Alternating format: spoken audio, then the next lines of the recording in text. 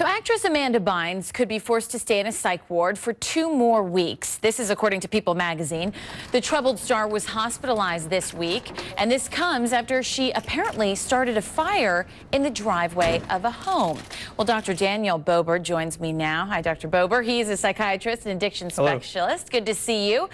You know, Dr. Bober, Bynes already faces DUI and drug charges, a slew of reports about erratic behavior. It's easy to see this as a circus. She's got these crazy wigs, these tweets that seem sort of out there, but the reality is something much deeper must be going on here, right? Well, absolutely. I mean, this has been happening now for probably about 1.5 years with the hit and runs and throwing the marijuana pipe out the window. There's definitely been something leading up to this. It's difficult to say what that is. Could it be something that's induced by drugs or, schizophrenia or bipolar disorder? It's very difficult to say. I mean, she is about the right age right now to have sort of her first psychotic break if it is schizophrenia, but without examining her and really knowing all the details, it's difficult to say what's going on exactly. Well, you would imagine that medical professionals are going through this mental evaluation. What is the process of that evaluation to determine what exactly is going on? Well, essentially, the person is placed in a psychiatric hospital where they are observed for a period of time.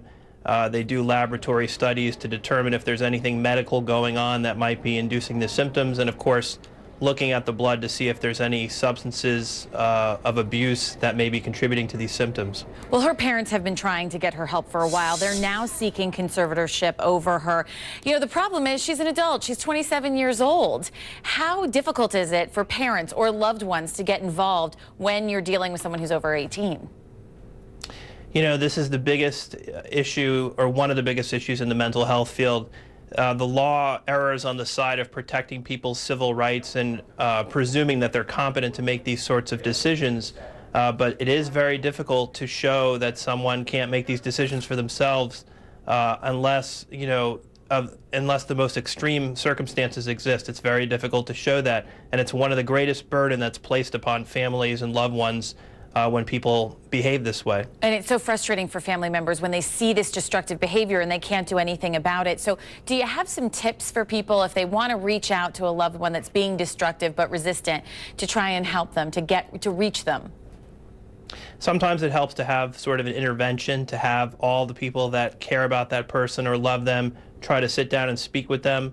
And very often, if that doesn't work, you have to involve authorities or their treating physician to get them into the hospital against their will. It's sad that it has to come to that point, but sometimes it does. It is sad, and hopefully people have loved ones out there that care enough to take those steps. All right, Dr. Bober, thanks so much for the insight. Thank you so much.